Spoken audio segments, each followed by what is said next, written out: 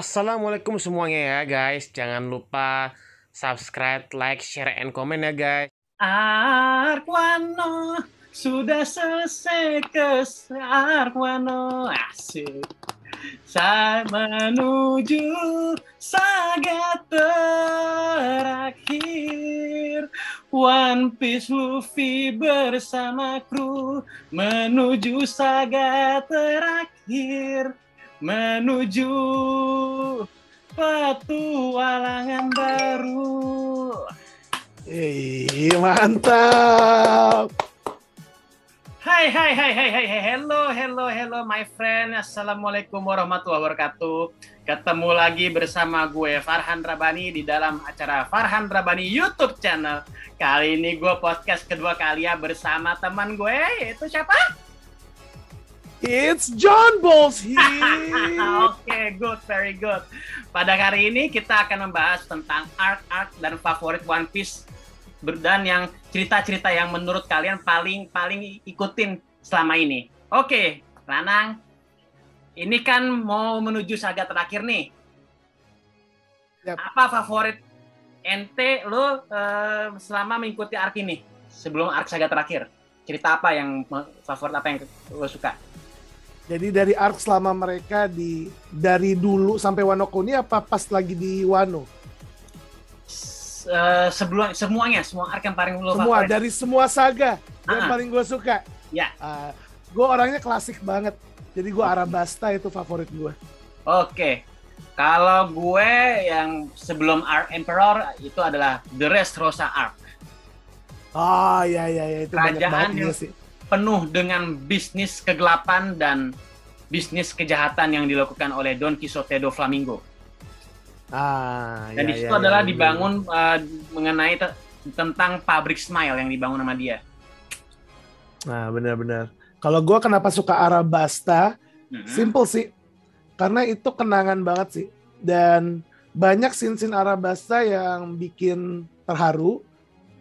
Dan kalau misalnya disuruh pilih kedua, Water Seven. Kenapa? Di situ mereka pisah pertama kali sama Going Merry. Dua itu sih. Tapi semuanya suka. Tapi kayak kalau level paling atas, Arabasta, Water Seven gitu. Arabasta semuanya suka tadi. Sebelum before time skip itu yang paling favorit gue banget, Arabasta dan Ya benar. Water Seven tadi. Soalnya karena Bener ya deh. Arabasta itu ternyata tentang ini pembebasan kerajaan Arabasta yang mau dikudeta sama krokodil kalau nggak salah ya. Bener. Kalau abis time skip, favorit gua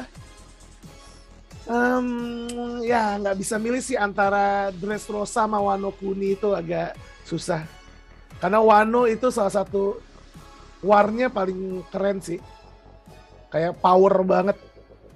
Jadi intinya power setelah kekuatan ini dong, perang besar di Marineford. Yes, abis time skip.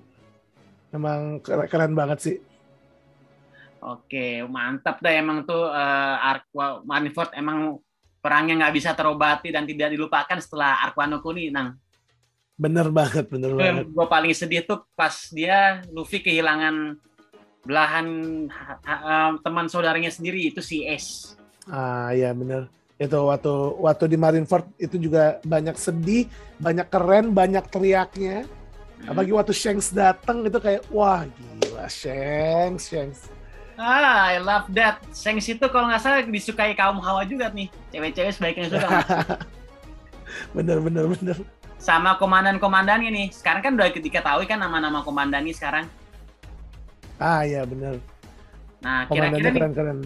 di movie Red nanti, apakah nanti kekuatan Shanks akan diperlihatkan bersama krunya atau tidak? Pengennya sih diliatin ya, tapi kalau kita kenal Oda, nggak akan 100% diliatin.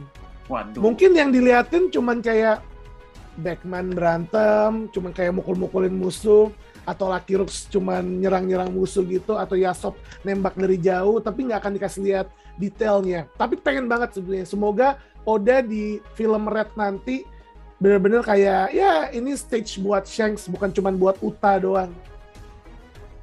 Jadi untuk Shanks dan krunya saja atau Shanks-nya aja? Shanks saja? Kekuatan Shanks aja? Pengennya sih sama krunya. Nah, Apalagi kan krunya banyak yang unik-unik ya. Iya. gue inget banget, gue suka banget sama Lucky Rooks karena gendut. Kalau gue lebih ke arah suka wakilnya Saints, Ben Beckman. Ben Beckman, ya.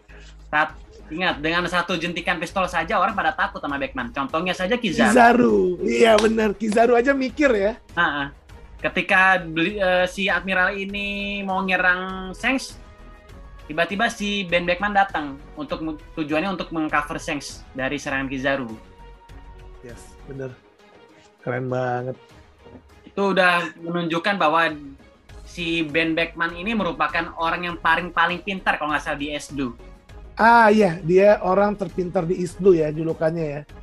Bayangin aja. Well, iya sih emang East Blue nggak gede-gede banget maksudnya di antara yang lain, tapi tetap aja orang terpintar kan. Padahal di East Blue itu ya lumayan juga, ada beberapa bajak laut basic yang sekarang pun jadi besar gitu kan. Iya. Terus kalau mau ngomongin masalah arc, kita kayaknya kalau misalnya ditanya perkembangan dari arc pertama sampai sekarang gimana menurut lo? Kalau arc perkembangan pertama hingga sekarang, menurut gue ya ceritanya tetap berkembang dan tetap menarik sampai sekarang, Nang. Jadi bener. dari awal arc itu kan cuma hanya perekrutan formasi awal Luffy dari Nami, Usopp, Chopper, Robin, sama Sanji. Kalau arc yang selanjutnya lebih ke arah arc kekuatan dahsyat dan merekrutan kru-kru yang paling kuat dari Brock, Franky, Jinbe, terus satu lagi yang kayaknya bakal dirumorkan Yamato bakal jadi Yamato ya. Yamato bakal jadi pengisi jurnal dari bajak laut topi jerami ya. Tapi emang kalau ingat banget sebetulnya arc sebelum Grand Line sebenarnya kan dibaginya sebelum Grand Line, pas Grand Line dan New World kan. Sebelum Grand Line kan Luffy emang cuma punya 4 ya. Nami, Zoro, ya sebenarnya Zoro dulu ya. Zoro dulu. Nami, Usopp dan Sanji yang walaupun akhirnya 3 ini sempat keluar. Cuman Zoro yang nggak pernah keluar sama sekali. Kalau nggak salah arc perekrutan mereka ada di cerita arc East Blue Saga, betul? East Blue Saga. Iya. Benar. Di mana di sini dijelaskan untuk perekrutan ada sekitar 3 ya. Yang pertama di Orange Town, perekrutan Nami. Yap. Masih ingat dengan penyerangan Luffy melawan Buggy, Kapten Buggy? Luffy lawan Buggy, ya. Sehabis lawan Morgan ya, habis nyelamatin Zoro dari Morgan. Yang kedua adalah Syrup Village, yaitu di mana Luffy merekrut Usopp dan dia Usopp ini berusaha mempertahankan kampung halamannya dari Kapten Kuro. Yes, Kapten Kuro. Yang ketiga adalah Barati, di mana Luffy ini mempertahankan restoran Sanji dan bosnya Ziff dari sergapan atau serangan bajak laut Don't Cry. Yes, waktu Krieg nyerang Barati ya. Nah, yang keempat nih yang paling favorit adalah Arlong Park. Itu di mana pembebasan kampung Nami. Baru Nami menerima dia sendiri sebagai krunya Luffy. Yes, benar-benar masuk ya. Karena ada tekanannya dari Arlong. Ya, benar. Karena emang sebenarnya Nami sayang sekali sama teman-temannya dia, tapi karena dia takut desanya dijajah Arlong, akhirnya dia mau nggak mau tetap berkhianat. Padahal dia sebetulnya pengen banget untuk bertualang sama Luffy dan kawan-kawan sebagai Mugiwara Pirates. Oke, benar-benar mantap nih artnya East Blue Saga nih. Benar. Oke. Jadi emang apa? Jadi emang bisa kita lihat itu benar-benar basic banget ya. Lagu-lagu yang We Are sama Memories ya. Zaman dulu Memories cuma ada 5 orang itu doang.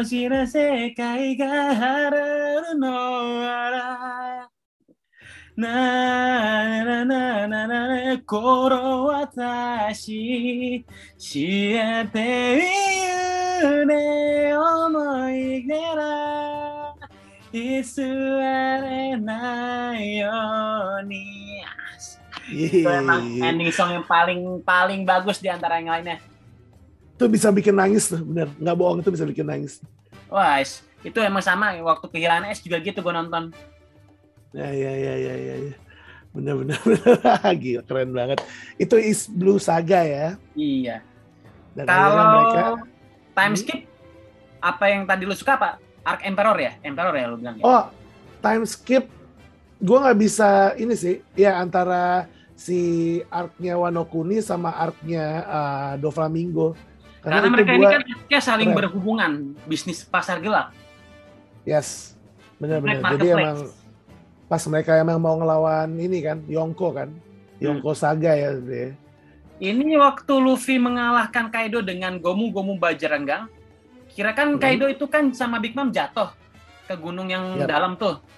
Kira-kira menurut Lanang ini, apakah mereka berdua ini masih hidup atau tidaknya? Keadaan mereka ini menarik sih ya. Ya, nomor satu ini paling menarik di Arc Times setelah Arc Time Skip Doflamingo. Karena sampai sekarang ini kan orang mempertanyakan nih di mana mereka, apakah mereka tetap hidup atau enggaknya. Oke, kalau kita mau realistis, pertama mereka nggak sadar, pingsan ya, jadi mereka nggak bisa aktifin haki, dan mereka kena pecahan Gunung Merapi kan.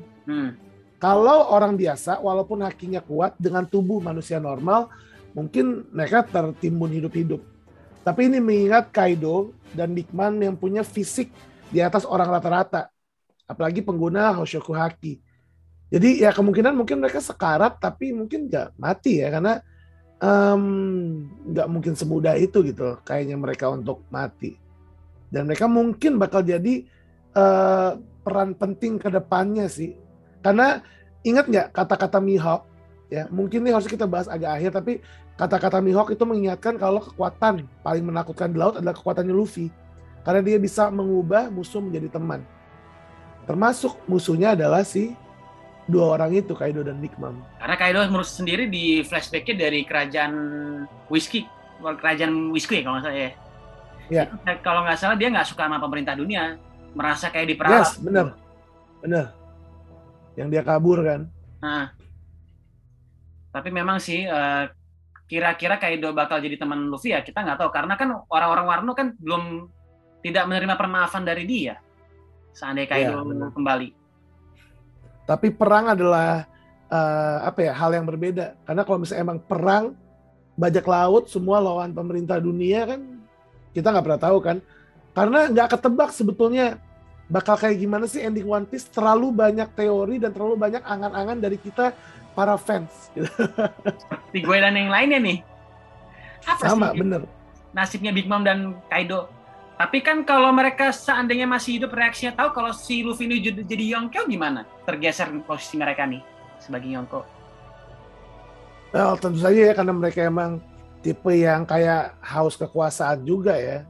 Well, sebenarnya mereka haus kekuasaan karena beberapa flashback memori mereka juga, karena inner child memory mereka yang emang bermasalah juga.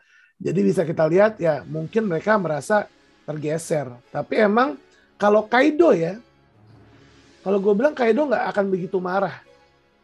Karena Kaido emang dia merasa ya dia dikalahkan fair and square gitu lah. Walaupun ya Luffy ternyata dia pengguna buah Nika Nomi jenis ini ya. Hito Nomi jenis Nika. Kembalikan jadi Nika ya. Itu Hito Nomi jenis buah ini, Dewa Matahari tuh. Wah, itu bener-bener nggak nyangka banget Oda ngeprank kita selama belasan tahun lebih loh. Yes, benar.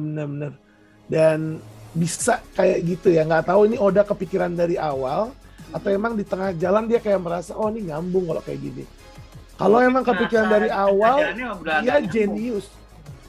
dia jenius, tapi kalau dia kepikiran di tengah dia cerdas. Jadi apapun itu dia kayak salah satu mangaka terbaik sih di dunia, hands down. Dia lah, tidak bisa ditebak. Bener. Oke, yang pertanyaan selanjutnya. Nih, ngomong-ngomong nih, si Bagi Bajak Laut tiba-tiba kok bisa ya jadi Yonko, John Boss? Menarik. Kalau dari gue karena kekuasaan sih. Karena Yonko adalah biasanya dipilih, karena kekuasaan mereka keseluruhan kan. Jadi bukan, sama kayak zaman dulu, inget gak? Luffy sama Kid pernah lebih tinggi bounty-nya karena anak-anak buahnya Kid rusuh. Sementara Luffy nggak begitu rusuh gitu. Sama bagi anak-anak buahnya adalah lolosan penjara Impel Down level 1 sampai kira-kira 3 lah ya. 1 sampai 3 atau 1 sampai 4 gitu ya. Yang dia bekerja sama Mr. Tree dan alur setting ceritanya kayak alur cerita-cerita komedi Warkop ya, Warkopnya versi mereka. Ya benar. Dan mereka emang konyol banget. Jadi anak buahnya rata-rata adalah buronan-buronan yang bisa dibilang harga bounty-nya bisa mungkin kisaran 30 sampai kayak 100 jutaan lah ya. Jadi bayangin aja kayak mereka ada banyak orang-orang kayak Frankie dan lain-lain gitu di satu anggota. Dan juga bagi itu kita bisa lihat dia sekarang ngambil alih perdagangan bawah tanahnya di dunia One Piece kan, di New World. Jadi itu kenapa mungkin pertimbangannya. Sama dia juga apprentice dari Goldie Roger. Jadi dia ibaratnya punya nama lah yang buat dia terkenal duluan gitu. Ini emang sekarang ini emang musimnya ini ya, satu ilmu satu guru. Jadi Roger Raleigh itu kan gurunya Luffy bagi sama Shanks. Sekarang muridnya yang menggantikan mereka. Benar. Cuman Kurohige aja yang dari kubu Shirohige ya. Kurohige itu karena memang dia emang murid nggak tahu diri. Ya. Udah kan dinumpang hidup di Shirohige malah dibunuh. Kurohige itu menarik. Sebetulnya kalau ada teori kalau sebetulnya buah iblis pertama dia ya bukan bukan Kurokuronomi ya. Ya Kurokuronomi ya. Tapi sebetulnya buah iblis jenis Zoan yang tipe Cerberus. Itu kenapa di diri dia ada 3 orang, makanya dia bisa makan lebih banyak buah iblis dari orang lain gitu. Karena selalu ada hint tentang 3 gitu. Pistolnya 3, kumisnya dipelintir 3 waktu itu di sebuah cover SBS. Jadi kayak curiganya di situ sih. Karena untuk ngomongin Kurohige ini menarik banget juga sih. Ya dia juga bersama para anak buahnya tinggal di markas Pulau Webel ya. Iya. Markas yang kosong di para bajak laut, di mana tempat di situ dulu flashback 40 tahun yang lalu Rox pernah bermarkas di situ ya bersama angkatan lama seperti Kaido dan Big Mom. Yes, sama bajak laut Rox yang terkenal kuat banget ya. Kaido, Big Mom, Shirohige ya. Wow. Ya. Yeah. Tapi emang kalau gue lihat sih Kurohige sampai detik ini gua tunggu-tunggu belum ada pergerakan ya. Benar. Setelah jatuhnya kayak ya paling cuman ngambilin buah iblis aja dari orang-orang yang kuat kayak Katarina Devon. Kita lihat dia ngambil buah iblisnya si Absalom ya. Wow, itu memang benar-benar surprise loh Absalom dan Moria, di mana Moria mengunjungi pulau Webelnya Kurohige. Kita nggak tahu tuh tiba-tiba dia diberi sambutan yang benar-benar surprise banget yang kita tonton di anime ya. Benar. Emang Kurohige ini agak horor sih. Jadi kayak kita mikir musuh terakhir Luffy itu bakal Kurohige atau World Government. Ya, ini sama ya kan? Atau World Government kan, ini sama kan World Government ya. Jadi antara dua itu apakah dia bakal lawan bajak laut Kurohige atau World Government gitu. Jadi benar-benar bingung, dan kita masih belum tahu kenapa Shanks bisa ketemu Gorosei. Banyak yang bilang kalau Shanks itu ternyata kaum naga langit dan lain-lain, atau mungkin Shanks itu jahat. Banyak banget sih teori-teori yang bisa bikin kita sakit hati kalau kita pikirin ya. Kalau sakit hati sih ada sedikit ya kalau dari teori gue. Shanks ini kayaknya inget nggak yang waktu itu dia lagi diskusi sama Gorosei? Sepertinya kayak ada yang nyembungin sesuatu, Nang. Nah, ya. Gue takutnya gue khawatirnya karena dia akan membicarakan masalah buah iblisnya Luffy loh. Iya, benar. Itu kecurigaan gue yang pertama nih. Benar. Dia ingin membicarakan sesuatu. Ya. Karena emang ya waktu itu kan bisa dibilang adalah buah iblis yang dicuri oleh Shanks itu dari Who's Who itu kan. Hitonomi versi model Nika ya. Jadi makanya kayak waktu itu kenapa Shanks ngambil itu, dan kenapa Shanks sampai melindungi Luffy segitunya. Mungkin ya karena gue sih berharap Shanks baik lah, nggak jahat. Yap. Kita semua berharap begitu, sang baik dan tidak jahat tetap menjadi tokoh protagonis lah di antara yang lainnya. Benar. Karena kalau tiba-tiba Oda menciptakan sesuatu yang mungkin merubah karakter yang jadi jahat, tahu-tahu dia itu jahat, gimana sesuatu, speechless, agak sedikit kaget dan sedikit emosi ya. Ya benar. Oke, yang pertanyaan selanjutnya nih. Ini mengenai masalah Admiral Green Bull nih. Kira-kira Iya. si Admiral yang belaga tengil itu tuh, yang pakai kostum telanjang gitu. Kira-kira nasibnya gimana tuh Admiral Green Bull? Apakah dia berhasil menangkap Luffy atau gagal? Ada teori di mana si Admiral Green Bull, lihat deh, King sama Queen, iya sih mereka lagi kecapean karena habis lawan Zoro sama Sanjin, tapi kayak nggak ada apa-apanya gitu loh King sama Queen. Kayak ini orang sekuat apa gitu loh. Bahkan Kizaru aja sempet takut sama Ben Beckman. Jadi kayak oke lah, pasti Kizaru lebih kuat dikit daripada Ben Beckman, tapi harusnya Green Bull atau Rokyugyo nggak se-OP itu. Ini kok dia kuat banget. Dan ada teori di mana dia juga dewa gitu kan. Luffy dewa matahari, dia dewa pohon ya, dewa hutan gitu. Dan ada juga teori di mana di sini Luffy bakal ketangkap sama Rokyugyo, terus dibawa dan Luffy bakal diadili kayak model-model Ace gitu. Dan ini gue diceritain sama Priyo, kalau masih ingat adik gue Priyo tuh yang kecil sekarang. I know. Oke, Priyo pernah baca tentang teori ini. Nanti abis Luffy tangkap, Zoro yang bakal mimpin semua bajak laut topi jerami dan semua Straw Hat Grand Fleet untuk datang bantuin Luffy. Dan itu juga ada bantuan-bantuan kayak dari Marco, dari Mihawk, dari semua bajak laut yang mungkin pernah dibantu Luffy, Arabasta dan lain-lain bakal ngebantuin. Itu kalau bayangin itu terjadi, pengen nangis bener, kayaknya terharu banget gitu. Dan katanya teorinya sih Zoro di sana paling depan, dan Zoro yang dilakukan pertama adalah dia sujud dan minta maaf nggak bisa ngelindungin kaptennya sampai diculik kayak gini gitu. Dan akhirnya bakal jadi perang terakhir yang super besar gitu. Itu kalau bayangin scene itu dan beneran terjadi, pengen nangis gitu, kayak sama, gue juga gitu. Indah banget. Scene yang bener-bener pengen nangis dan nggak nyangka loh. Iya, itu keren banget sih kalau beneran terjadi. Itu salah satu teori ya, itu baru teori sih. Tapi kalau selanjutnya nih kayaknya memang dengan adanya Green Bull dan anggota si Pinol yang tetap masih nongol di sekitar Arc Wano, mereka ya Momonosuke belum mau buka perbatasan Wano, Nang. Ya benar.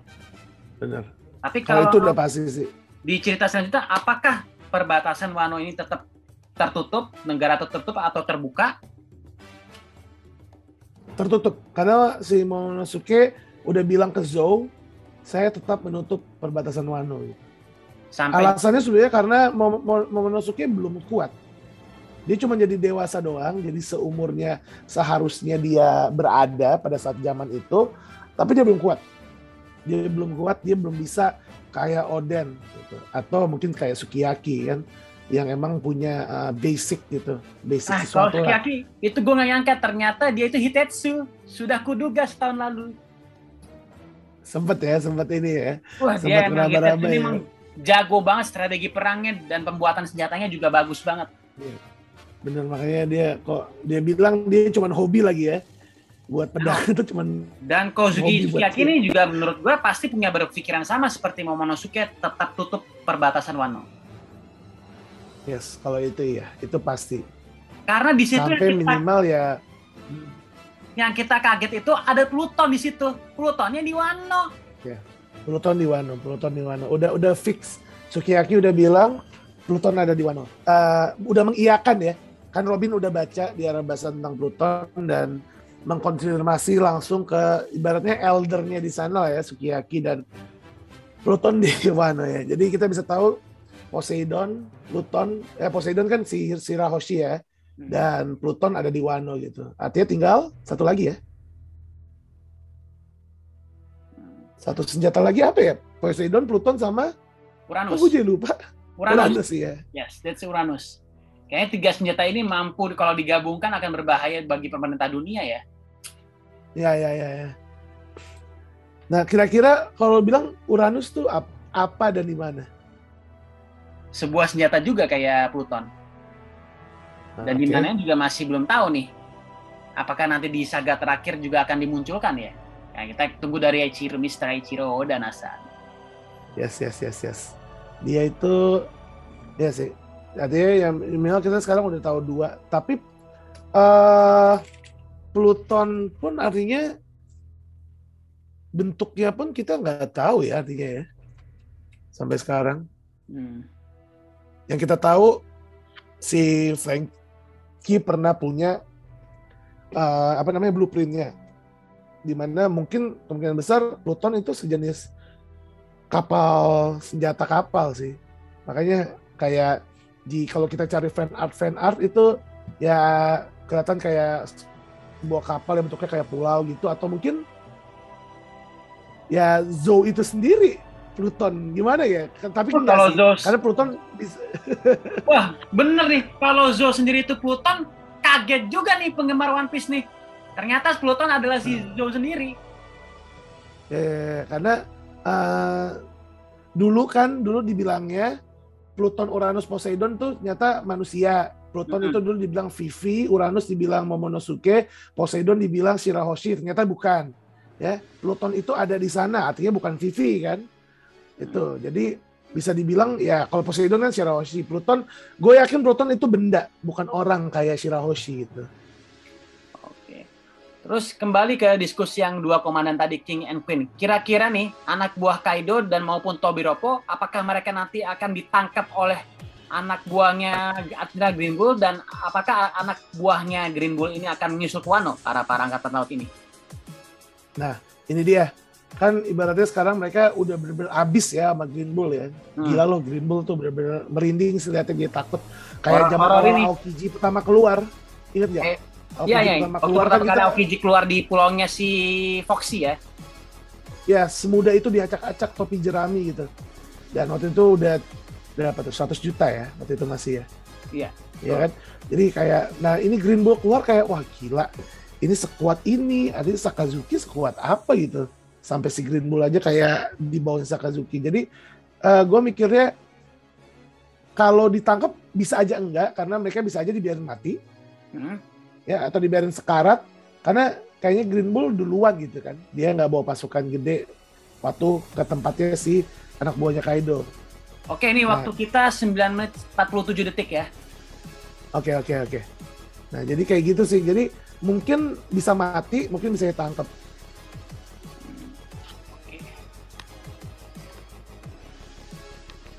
Iya.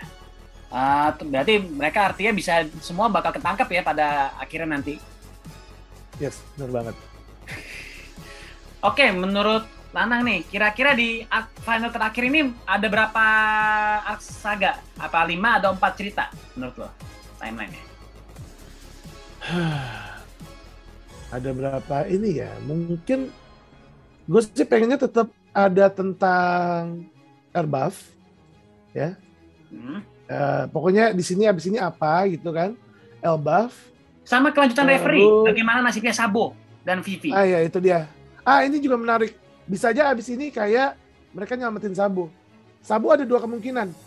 Kan waktu mereka baca koran, kayak mereka kayak kaget kenapa Sabo seperti ini. Bisa 2. Sabo lari bareng Vivi karena nyelamatin Vivi, dikira di beritanya dibilang Sabo nyulik Vivi. Betul. Atau Sabo ketangkep. 2 itu tuh yang paling mungkin. Kalau ketangkep nggak mungkin. Kita karena kan kalau gue lihat si Admiral Fujitora kan juga terluka juga di perban. Yes, Fujitora juga perban. Tapi waktu itu Fujitora kan nggak sendiri. Iya. Dan gue bilang Sabo mungkin bisa lawan Fujitora, tapi kalau serius sih kayaknya mungkin Fujitora masih di atas Sabo ya. Nah, jadi balik lagi, kalau gue bilang bisa aja nih Arc nolongin Sabo, Airbuff. Di Airbuff itu mungkin mereka nyari kekuatan atau apa. Nyari Ponel Gift bisa jadi. Atau mungkin ketemu dengan krunya Big Mom lagi. Mungkin nggak sih? Ya, itu bisa. Terus Arc perang besar, pasti ada arc perang besar yang sama halnya dengan world government ya. Ya, sama halnya dengan Star Wars melawan Palpatine ya. Ya, bisa dibilang gitu. Sama yang terakhir mungkin arc mereka nyampe di One Piece.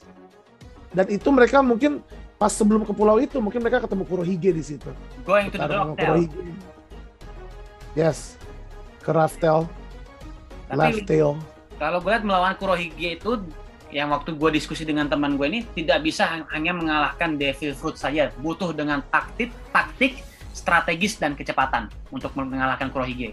Karena kita tahu sendiri kan dia ini orangnya horor-horor licik. Yes, benar banget. Setuju banget sih untuk lawan Kurohige. Gue bisa bilang kayak pasti masing-masing 1 lawan 1 itu.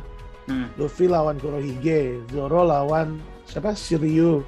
Yap. Sanji mungkin lawan siapa gitu kan. Mungkin ya sesuai dengan kerjaannya ya. Karena kan kita tahu Luffy sekarang juga punya nakoda, ya udah punya ya helmsman, Jinbei. Mungkin Jinbei lawannya Jesus Burgess, ya kan?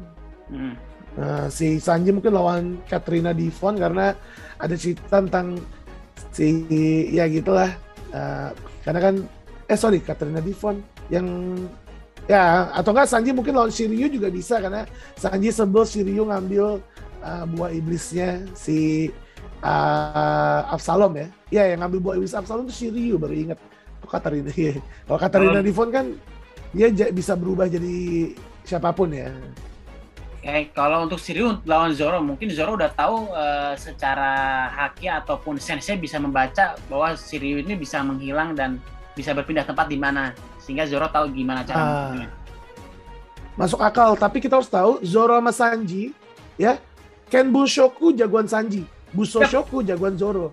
Jadi kalau misalnya orang musuh yang menghilang gitu, kayaknya Sanji lebih cocok. Kenapa? Ken Bushoku, kita lebih butuh Ken Bushoku kan. Butuh si Pangeran Germana 66 ini kan. Sanji juga bisa ngilang sekarang. Itu mungkin serunya sih pertandingan antara ngilang lawan ngilang, walaupun sebenarnya lebih masuk akal Shiryu lawan Zoro karena sama-sama swordman ya. Yap. Kan Zoro selalu lawan swordman. Oke, the last pertanyaan terakhir ini udah 5 menit lagi nih. Apa harapan lo untuk di arc saga final terakhir ini? Nah itu, gue pengen ada air buff tentang Elbaf.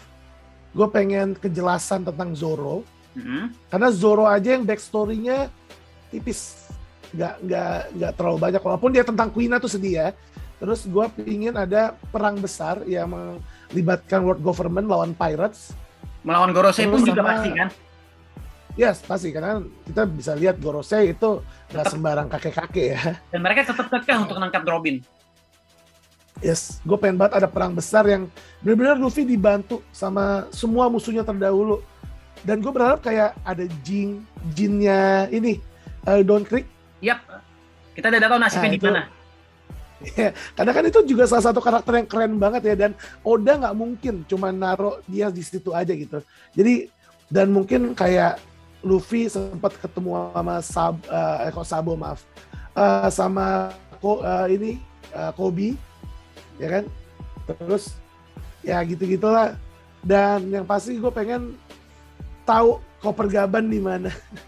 Nah, Koper Gaban tinggal. Karena Koper Gaban kita nggak tahu. Dan komandan yang lainnya Roger kita nggak tahu gimana nasibnya. Mudah-mudahan mereka masih ada sih. Ya, mudah-mudahan mereka dikasih surprise sama Eiichiro Oda nih untuk menghadirkan karakter mereka nih. Benar. Nah, emang seru sih nih untuk arc saga nih, udah kita semua penasaran dengan arc final saga ini. Nah, benar deg-degan banget. Aduh. Apalagi yang sama ini ya, Im Sama nih, pemimpin world government. Dia kan mungkin segala tahu kekuatan kelemahan buah iblis. Ya, tapi nggak siap sih. Gue pengen banget tahu akhirnya One Piece gimana. Tapi gue nggak siap buat pisah sama One Piece gitu. Kayak